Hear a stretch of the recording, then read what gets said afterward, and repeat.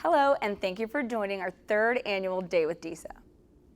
Before the session gets started, let's go over a few things. A copy of the presentation will be available to download once the session has ended under the Materials section. If you have questions about the information in this session, enter them in the Q&A section below, and the speaker will answer them once the session has ended. If we don't get to your question, we'll reach out to you at the end of the conference. If you have questions about the topics or trends that are mentioned throughout Day with DISA and how they pertain to your company, and you'd like to reach out to one of our team members directly, hit the chat icon at the bottom of daywithdisa.com and you'll be connected directly with one of our team members. Thank you for attending live. Each of our live attendees is eligible for our prize drawing at the end of the conference. And each session that you attend live increases your chances of winning either a Nintendo bundle or a brand new iPhone 12. Finally, I'd like to take this time to thank all of our sponsors for their participation in Day with DISA. Specifically, I'd like to call out CRL, our title sponsor for 3 years running. We'd like to thank our platinum sponsors, OraSure, Quest Diagnostics, Samba Safety, and Psychomedics. All of our sponsors' support is greatly appreciated. With that, let's get started. Enjoy your session.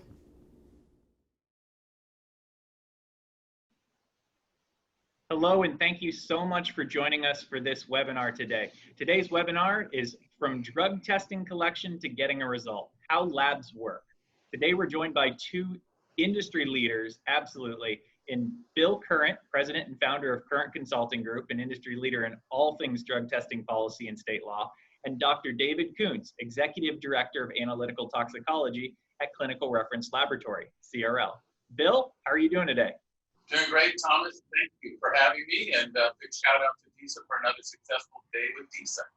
Awesome. Yeah, thank you for that. David, how are you? I'm doing great, and thank you for the invitation to share my experience. Of course. Hey, we're grateful you guys are both here to share your experience. So a little bit of housekeeping before we get started. If you have any questions, there's a Q&A box at the bottom right of the player. Go ahead and click on that button, drop in your question and answer, and we will answer those at the end of the presentation. Any questions we're unable to get to today, we will reach out after Day with DISA and touch base with those individuals. If you'd like a copy of this presentation, we'll make that available for download in the materials section at the bottom right after the presentation. With that being said, Bill, take it away. Okay. Well, welcome everyone to today's presentation. It's a real honor for me to be co-presenting with Dr. David Kuntz from CRL, whom I've known for many, many years, but I think this is really our first co-presentation together. So I'm really looking forward to it. I want to give a big shout out, of course, to DISA, as I did earlier, but also want to recognize some major companies in the industry that contributed to our presentation today. Of course, Clinical Reference Lab, CRL, for a lot of great information and also for loaning us Dr. Kuntz to participate in the presentation. Quest Diagnostics and Omega Laboratories provided a lot of information about hair testing. OraSure Technologies on urine test, on oral fluid testing, and Abbott with a lot of great background information. So we want to thank these companies and acknowledge them for being part of the presentation today in terms of providing good information to us. Okay, so we're going to talk about what happens in the laboratory once a result arrives there. But in order to really understand that well, we need to set it up properly. So we're going to talk about some drug testing basics to get going. And first of all, we want to talk about the difference between clinical and forensic testing, because there's a big difference. And I know as employers, we hear those two terms, clinical and forensic, a lot, and it's important to understand the difference. A clinical test is one that's going to, where the result is going to be used to make a diagnosis of a health condition, okay? So it's not held to the same standard as a forensic test. I'll explain what that is in a minute. The documented patient consent is not necessarily required. The identity of the specimen is assumed to belong to the donor. And if there's a problem, if there's an error in the testing process, we're typically going to see them collect another sample and retest and start over again. And a good example of this in today's world is COVID testing. COVID tests are conducted to make a diagnosis whether somebody has the coronavirus infection. So that's an example of a clinical test. A forensic test is going to be used for a different purpose, and so it has to meet different standards. The result from a forensic test is going to provide some type of legal evidence of the result. And so a lot of different standards have to be met. The donor has to be properly identified. There has to be documentation of the chain of custody. The result has to meet certain standards. If the initial screen is positive, there's going to be a confirmation test to confirm that the initial screen was accurate, that it was truly positive for whatever that drug was, so that in the end, the employer is going to have a legally defensible drug test result. And a good example of forensic testing is workplace drug testing.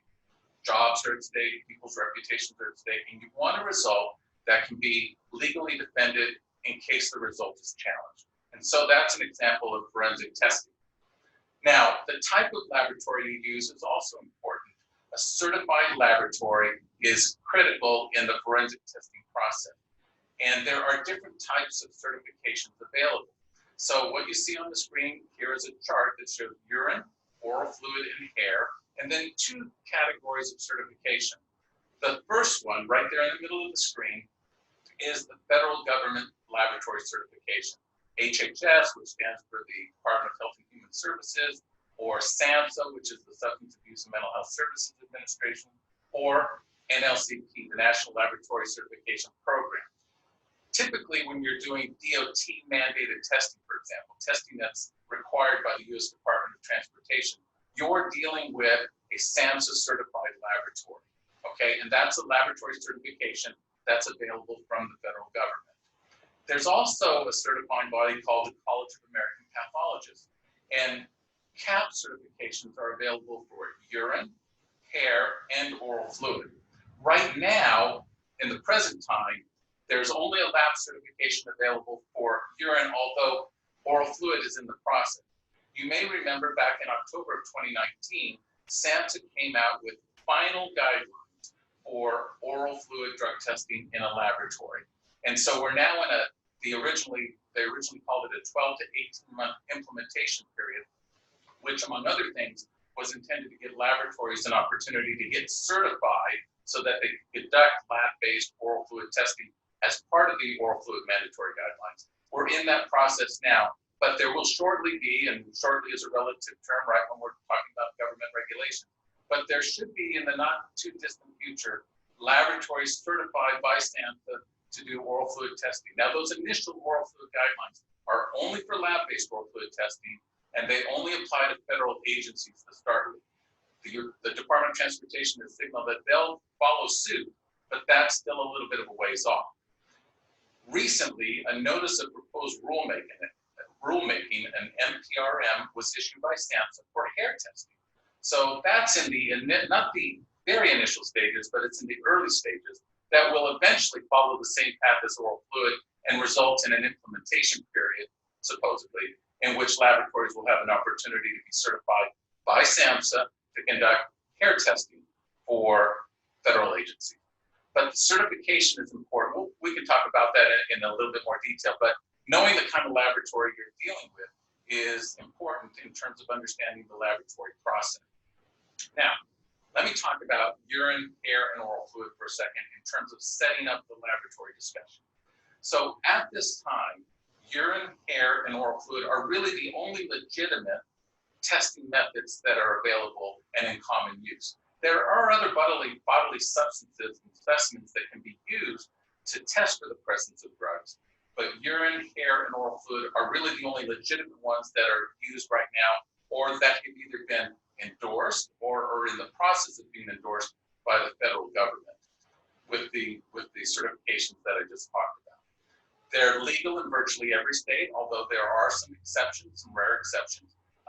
Lab-based oral fluid testing, for example, is not permitted in Vermont, but it is permitted in other states. And the same applies to hair testing as well. There are some circumstances, some situations, some state laws where there might be restrictions on the specimen that can be used, but all three methods are capable of accurately identifying the most commonly abused drugs And most drug testing providers offer a variety of drug test panels. Drug test panel is the drugs that are actually going to be tested for in that specimen when it arrives at the laboratory. And all three methods typically employ standard chain of custody protocols, split specimen requirements, collector training, either from some certified body or certifying body, I should say, or from the manufacturer of an oral fluid collection device, etc. So there's a lot of standard things in place when it comes to hair, urine, and oral fluid testing. And so you're typically safest dealing with those. And those are the three specimens that we're going to talk about when we get into the lab process itself. Let me say a few things about each one of them, though, because it's important to understand that urine testing is approved for all types of federal government drug testing in the workplace. So DOT testing, Nuclear Regulatory Commission required testing, etc. And testing within federal agencies, urine testing is permitted for those types of testing. Hair testing is still in the SAMHSA review process, as I mentioned, but we anticipate that there will be federal regulations for hair testing in the somewhat non-distant future. Oral fluid in that process right now. The final guidelines were issued back in October. We're in that implementation period, and we'll see more coming from that in the near future. But these are the three testing methods that are being endorsed by the federal government. And that's important to know because even if you're not mandated by the federal government to do drug testing, if there are federal standards in place for how to do a urine test, how to do an oral fluid test, and eventually how to do a hair test, that gives you, the employer, a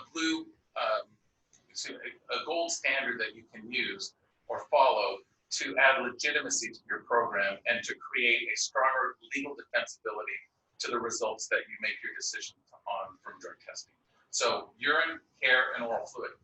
Let's talk about urine in a little bit more detail. So for the last 30 plus years, urine testing has been the only drug testing method allowed by the federal government under, say, for example, the DOT regulations. That's changing now, of course, with the new guidelines on oral fluid and the notice of proposed rulemaking on hair testing. But urine testing has sort of been the king of the hill for a long time, and there's a good reason for that. It's an accurate medium for detecting recent lifestyle usage. And I say recent lifestyle usage because it's not going to go back months into time like hair testing will.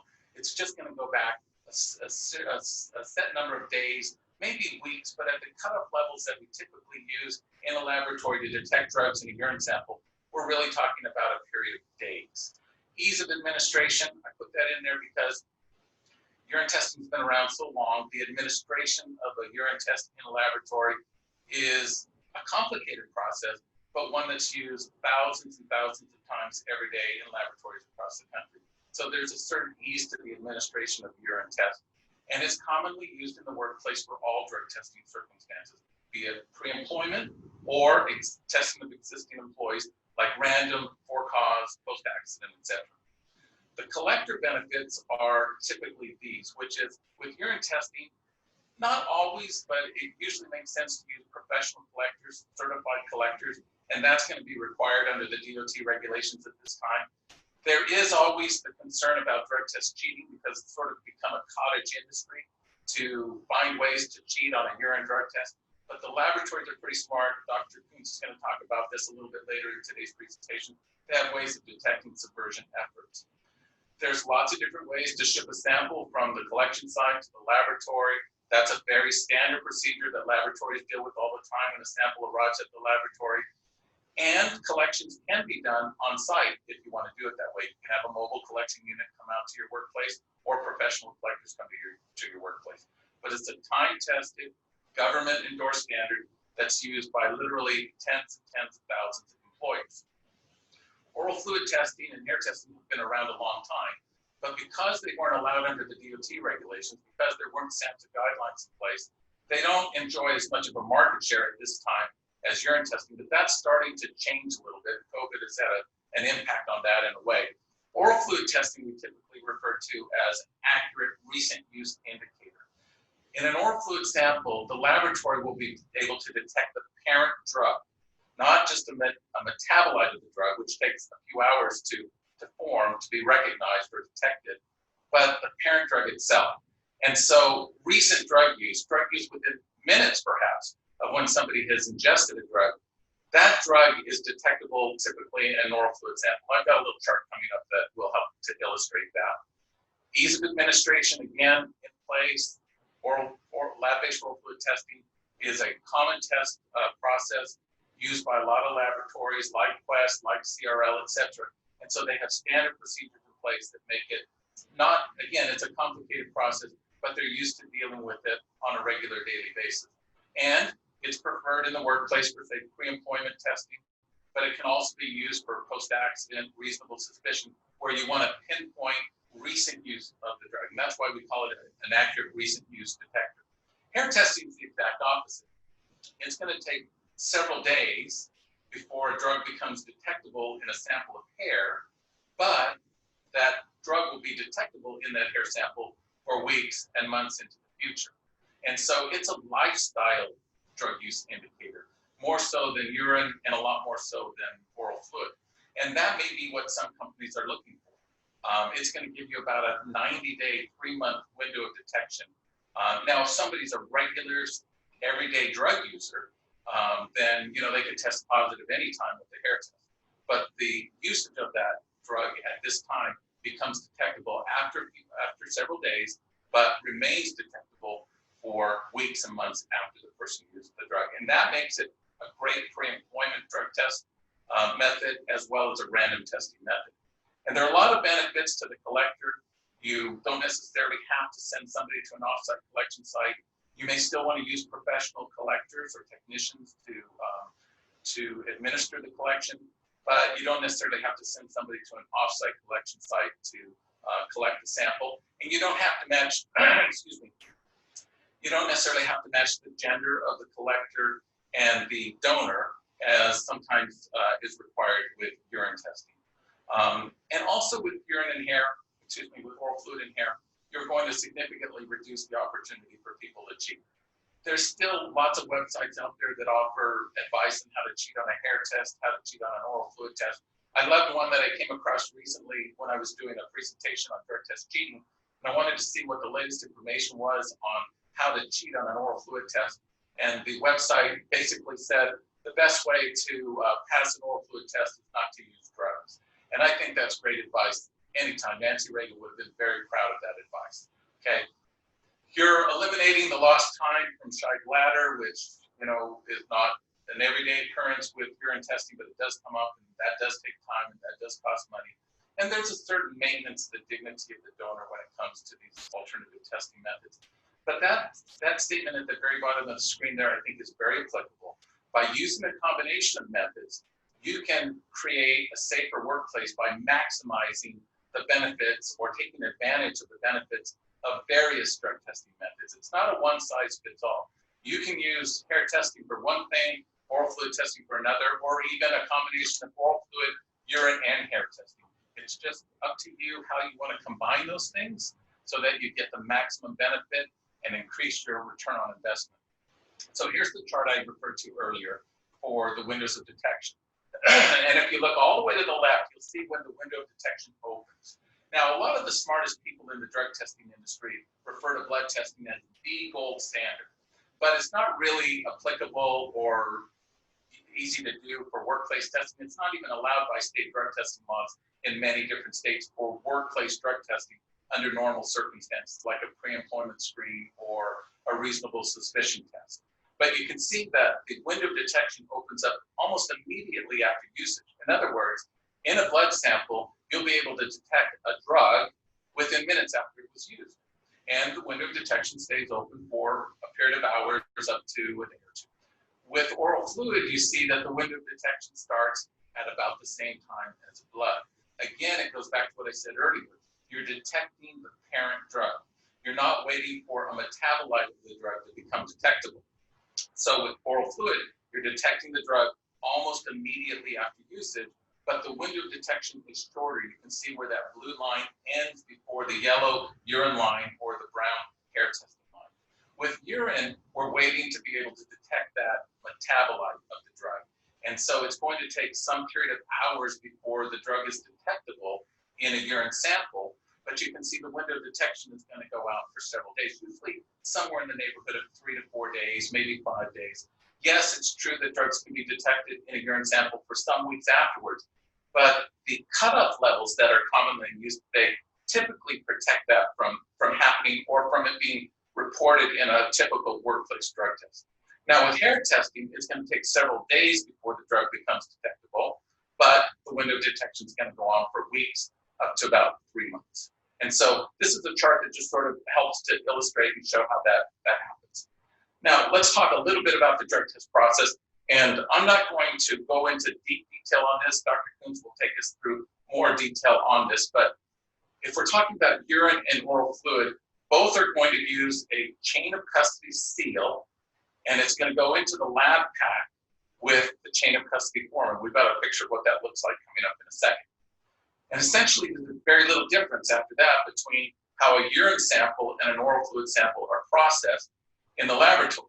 There's a difference, of course, in how the sample arrives in the laboratory, but, well, not by the shipping method, but, you know, you're dealing with a different collection device for an oral fluid sample versus a urine sample. But the laboratories deal with that every day. And then they go through a testing process, and they're entered into a laboratory information system. The confirmation test, if an initial screen is positive, involves a much more sophisticated testing method called gas chromatography mass spectrometry or liquid chromatography mass spectrometry. You see the acronyms there. Different testing confirmation method depending on the sample that you're using, but they both end up revealing the same thing, whether or not the result is a confirmed positive result and can be sent to an MRO for verification. So most urine drug tests, the initial screen is performed using an enzyme immunoassay or IEA technology. Now, this second bullet I'm just going to read to you. I'm not going to pretend to be a scientific expert and find a way to paraphrase it, but it's important to understand how this process works, and Dr. Kuntz can take us into more detail if you'd like to.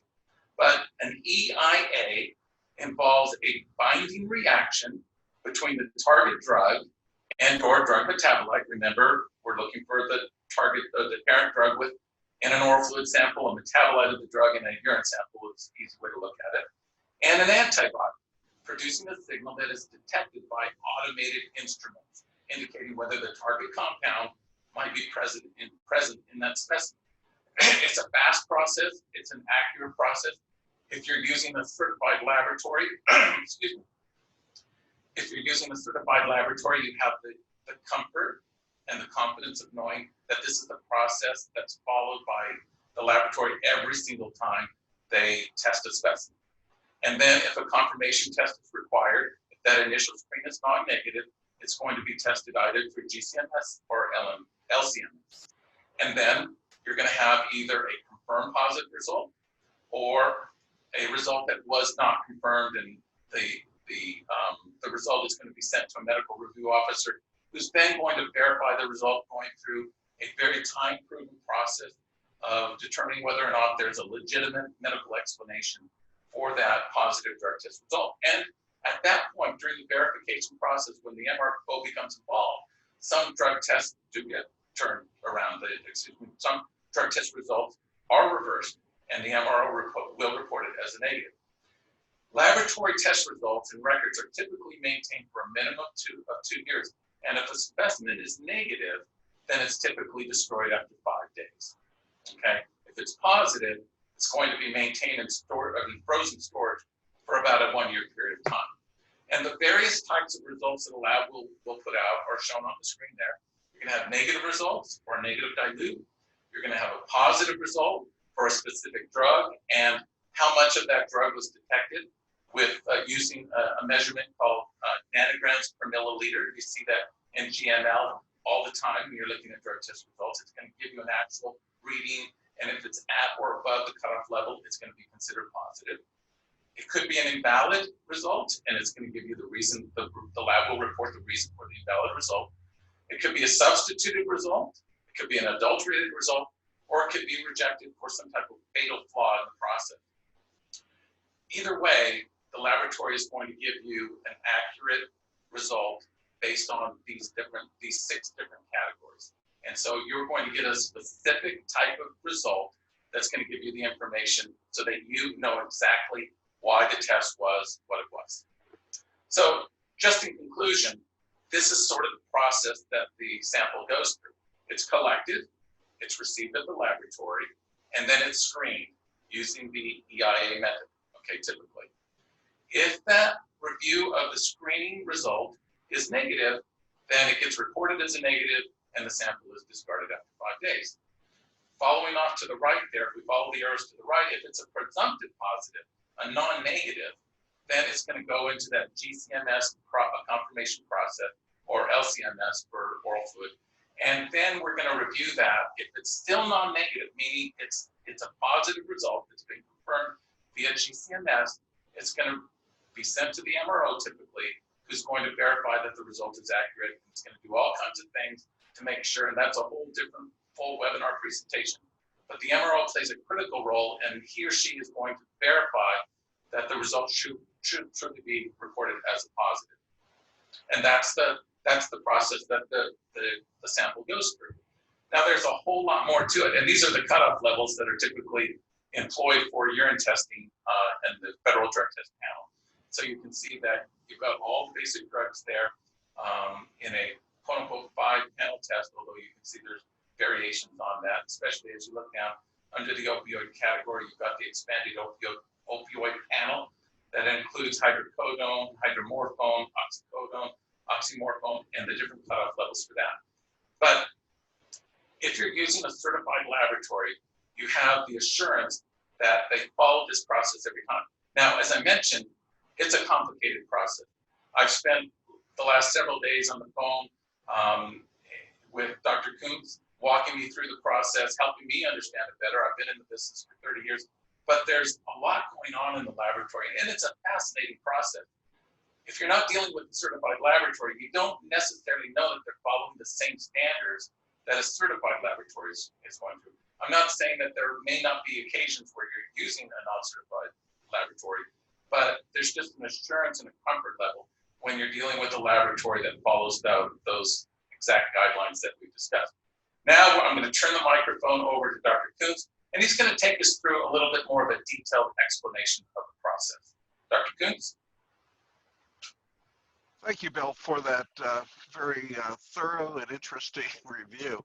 But I'm a lab expert. You know, I've been doing this 30 years, and so we're going to kind of wander you through this process of that we go through every day. And it happens tens of thousands of times per day and millions of times per year.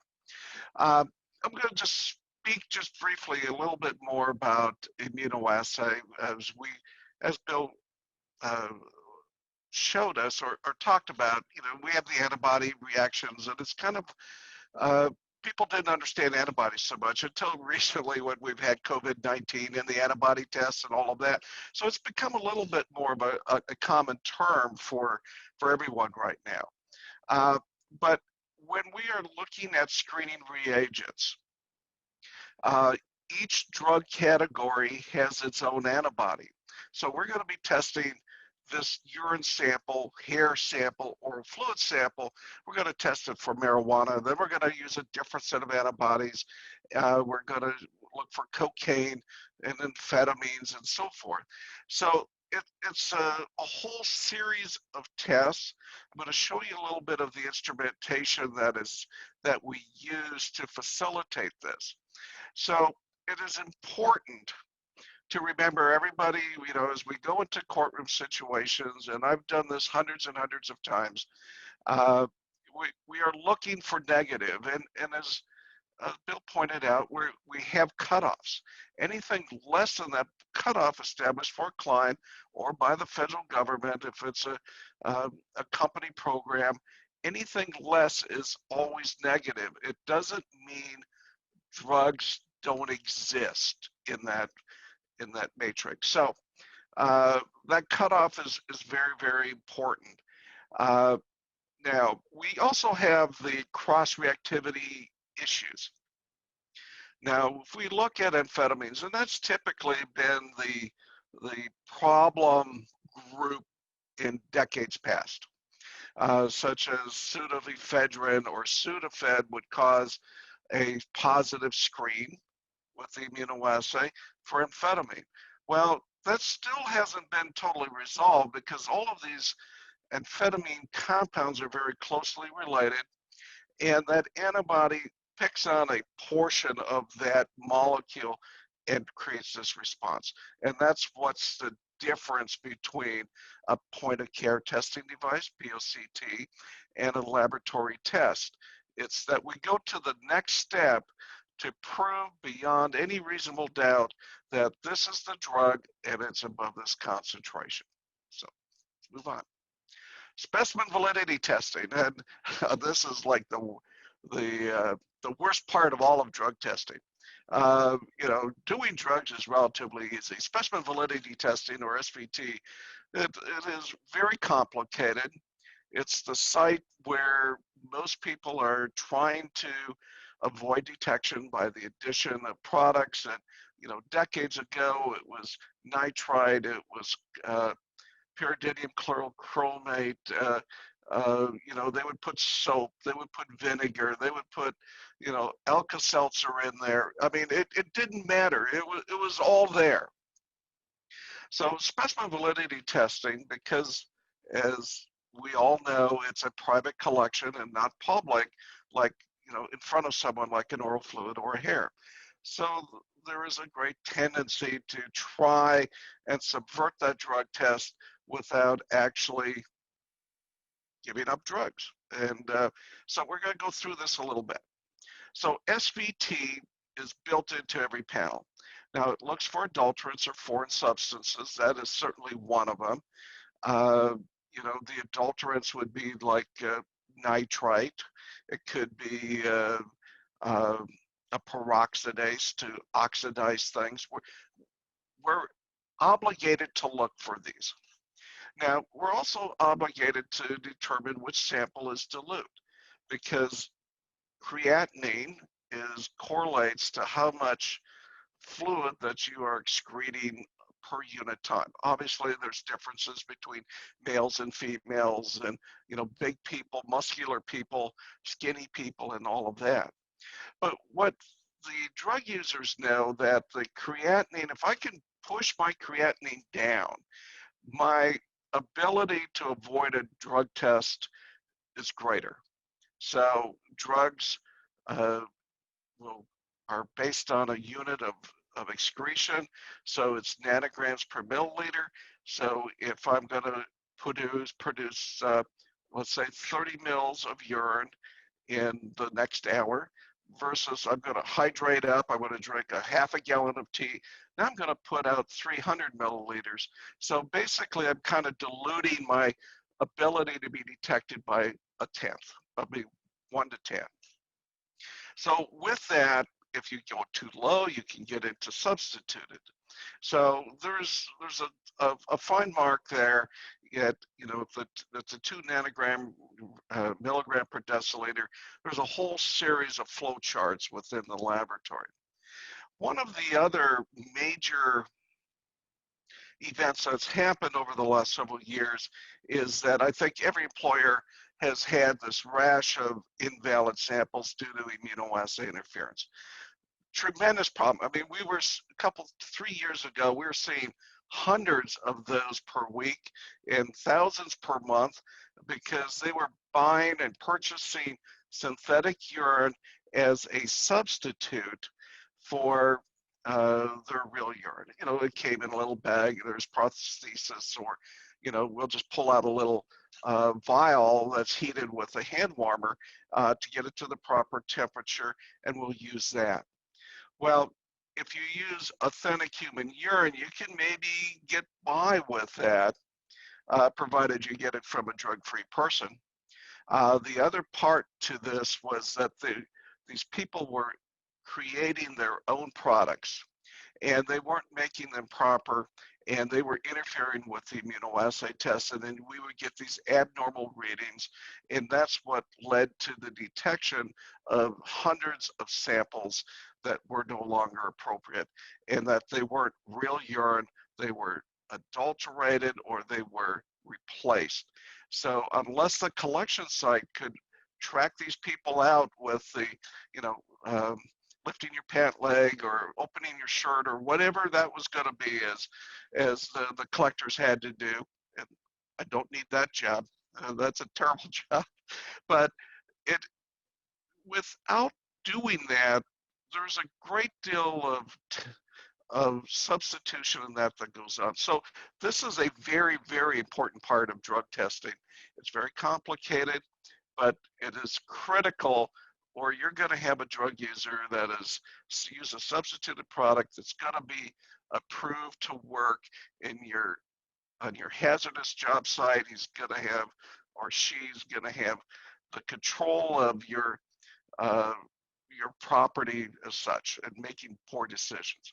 So out of all of that, everybody's doing with the drug tests a creatinine, we're measuring pH, and we're measuring oxidants, and nitrate is one of those oxidants that's kind of that was created years ago, such as urine luck or clean screen and all of those types of things still exists, but not very much. Let's move on. Now, confirmation testing, that's kind of like in my wheelhouse where I've spent my life. And so confirmation testing is Bill pointed out, it's GCMS, LCMS, GCMSMS, LCMS, and we all started with GCMS from the 80s, as that was the instrument. That was all there was. And the longer, the more hyphens or slash marks you put in, the generations have included some tremendously fantastic equipment, so that I'm looking at trillions of a gram, and we get tremendous sensitivities. But let's get back to this. The confirmation test, and we have two aliquots. An aliquot is a portion of urine that we're going to use for screening. We're going to use, if it's positive, we're going to go to a confirmation test. And so one is used, it is discarded. The second one is used for confirmation test. So the first step that we are going to be doing is we're going to try to remove all of the extraneous drugs in the sample. In some cases, we're going to try and get rid of all the water that's in the urine. It depends whether you're doing GCMS or LCMS.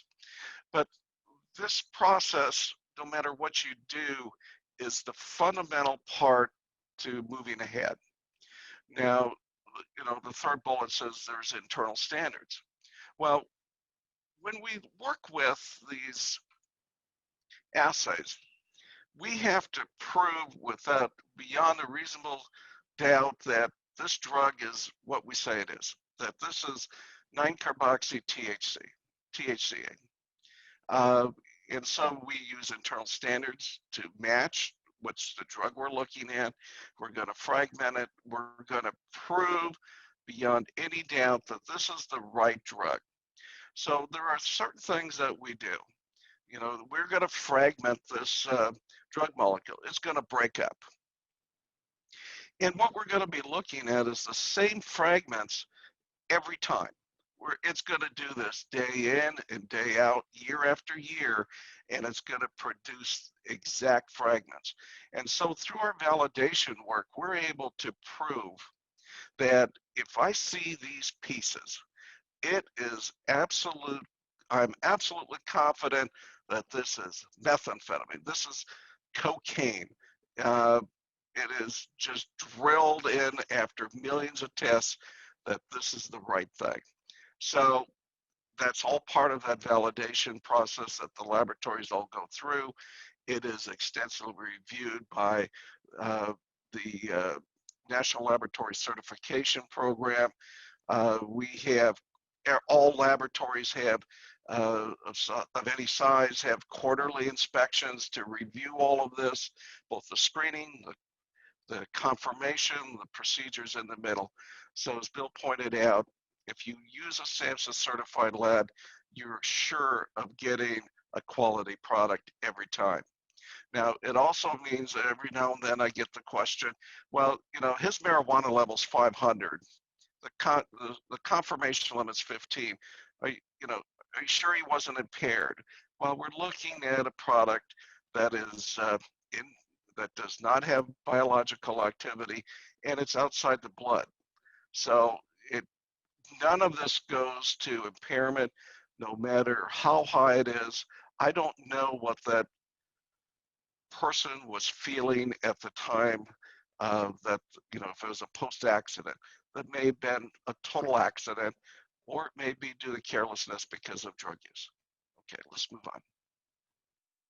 Okay, you're going to see a lot of pictures now. You know, one of the things that samples are either typically sent by Federal Express, and I just threw a clinical pack up there, and everyone involved in collections knows what that looks like.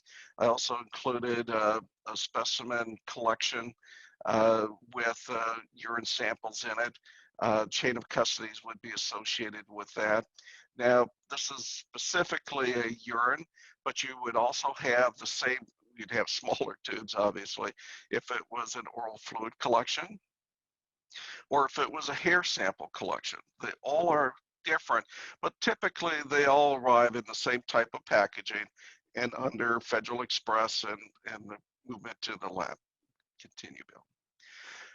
Now I'm going to spend a little bit of time with hair, just a couple slides, because hair testing is substantially different than working with a liquid.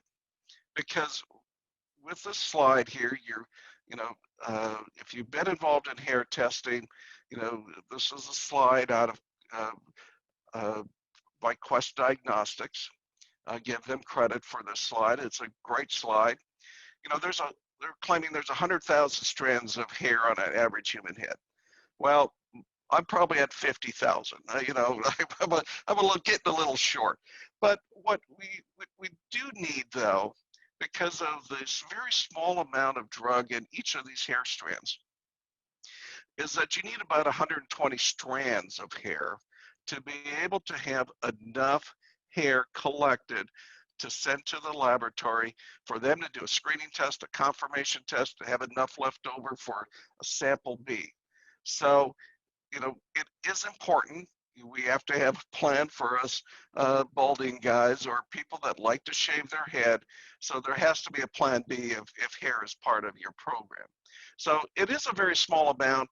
You know, collectors are supposed to clip at a line, a vertical or horizontal line, so that you can cover it. You know, there's skills involved, none of which I have. But let's go to the next one. Now, once that hair is shipped to the laboratory, you have to cut that hair. Okay, it's gonna typically they need to cut from the scalp line, and depending how long that hair is, they're probably going to collect all of it. So if you are, if your hair is 1.5 inches long, that's perfect, because that's typically associates with your 90-day window. But if you got, you know, instead of 1.5 inches, you got 6 inches, well, that other 4.5 inches goes to waste. Okay, so we're only going to be looking at 90 days. And so what they're doing here in this picture on the left is they're cutting it into tiny bits, because we have to extract the drug out of the hair, out of that shaft. Drug stuck to the outside is what we have to get rid of, because that could be environmental, such as people often say, well, I have cocaine on my money and I went like this on my hair and I've self-contaminated. Well, you have to eliminate that. And there's very extensive procedures for doing that. Now, because we also are measuring these in milligrams, now you have to, once you got it all cut up, you have to weigh it, and you're typically starting with around 10 or 20 milligrams of hair. So based on that, we're going to add organic solvents to take those drugs and pull them out of the hair. And that's why we have all these little cuts in the hair, because it can leach out instead of having to swell the hair and pull it out. Now, these are actually pictures from my laboratory, and I'll either take credit or you could criticize my ability to take pictures. But I'm going to go through very quickly an example of how we get through a sample such as in that bag a couple slides ago with urine. So once we get that into that area, this is all forensic. One sample only gets opened at a time. But what we are doing is opening up the chain of custody, and we're going to scan the barcodes on the bottle. We'll scan the barcodes on the paperwork, and we're going to form that link together. And that's what's going to follow the sample through. So what the next step here is, it almost looks the same, but we're going to flip the lid in bottle A, and we're going to pour urine in. Now, one more thing with the form that I probably have to warn everybody for next September 1, there's a new form. Those that lived through the last federal form will kind of say OMG, but it's going to be a combination form between that you check a box. It's going to be urine, and it's also going to be for oral fluids. And once hair is approved, the design is that it would be for hair as well. So that's coming out in September 1, and whether oral fluids are in full dynamic flow through everywhere, the form will be replaced for federal drug testing. Continue. Now that's going into the rack. We're creating a batch of samples, and once we typically get 35 samples together, it is the time that we're going to transfer this to the instrument. The paperwork goes a different direction because that paperwork is the demographics have to come off that hard copy. If it's an electronic copy, I've already have that in the computer, such as eScreen or FormFox or any of the others. And so we have a lot of demographics. We're doing a lot of typing to get that information in. Continue, Bill. Now, this is an example, and this is pretty much a universal screening analyzer. And this is where we do the immunoassay. Now, if you are a clinician and working in a clinical laboratory and you're doing a blood work, you're doing a serum, you're just doing any of the other things that clinical lab does, you would probably do it on the same type of analyzer. So the analyzer, this is a Becton Dickinson, the Becton Coulter, excuse me, and they're long. I mean, it's like 20 feet long. And there's 4 brown areas there, dark brown, with the colored plastic, and each one of those is an identical replicate of the first. Now, the first area that you see there, that's where the samples go in. There's a track in the back, and as we go to the next slide, we can see how this works. There's 2 big rings up front where we talk about antibodies. So the reagents go to that center wheel in the center, the one wheel in the center, and that's where this drug reaction is going to occur. And then further back, there is some more probes, and that's what's going to sample.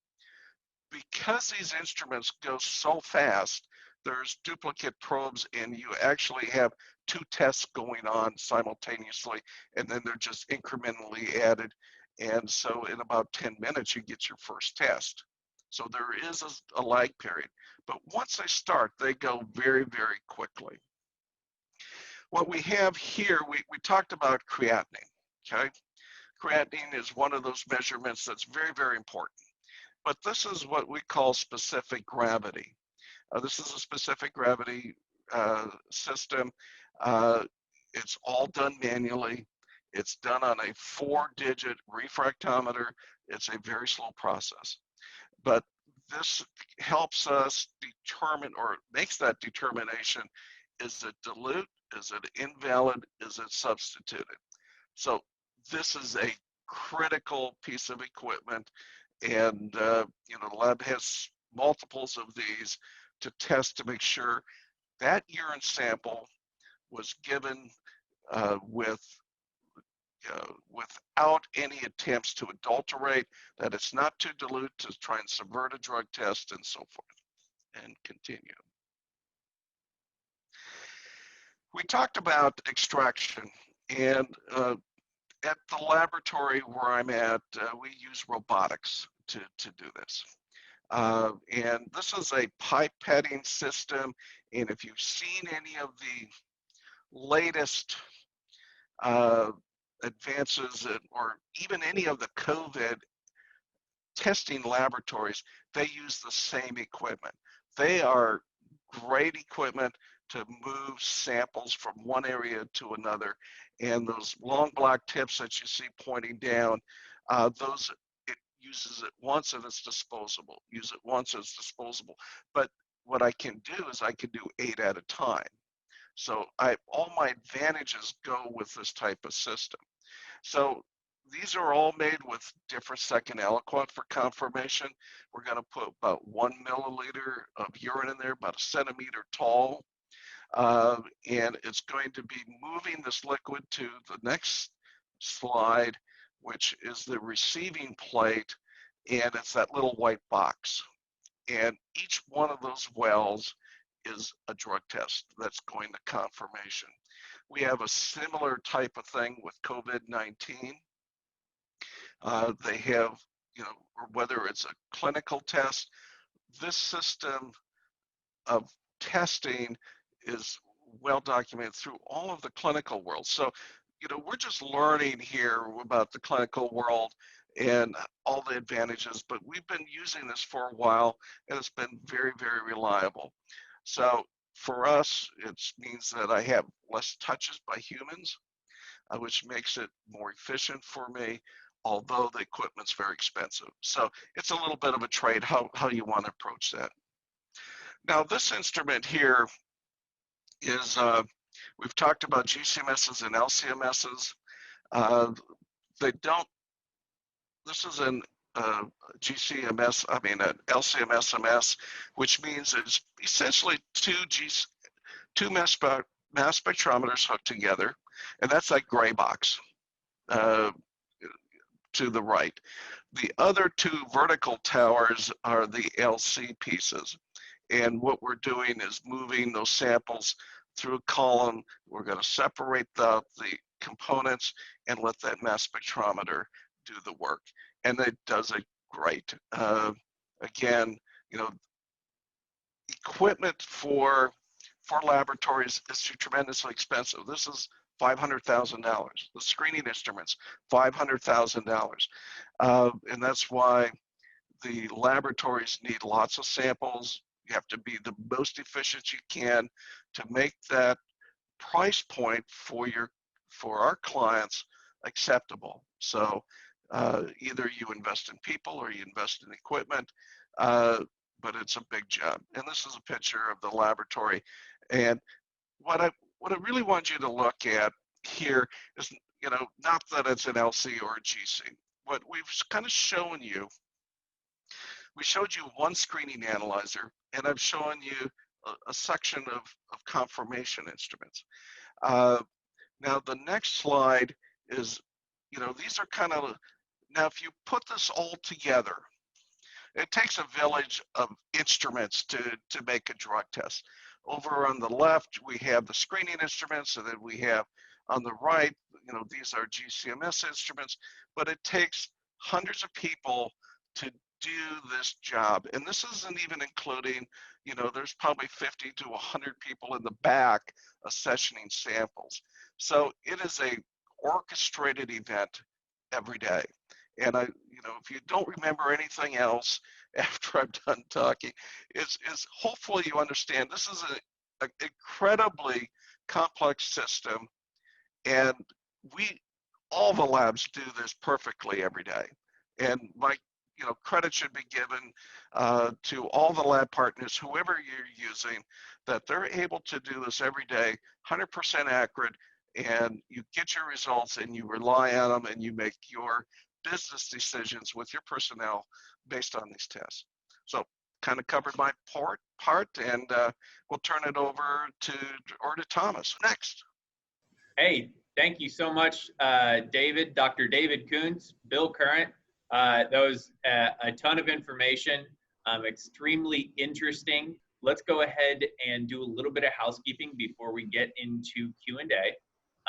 If they have a question, we're going to answer as many as we can. I know we're tight for time here, so we're probably only going to get to a couple here, but any questions that we do see coming in, we'll try to answer after Day with DISA. We'll reach out to those attendees.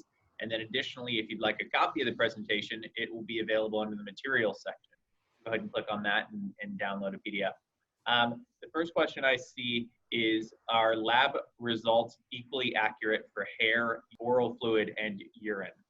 Well, let me take that question.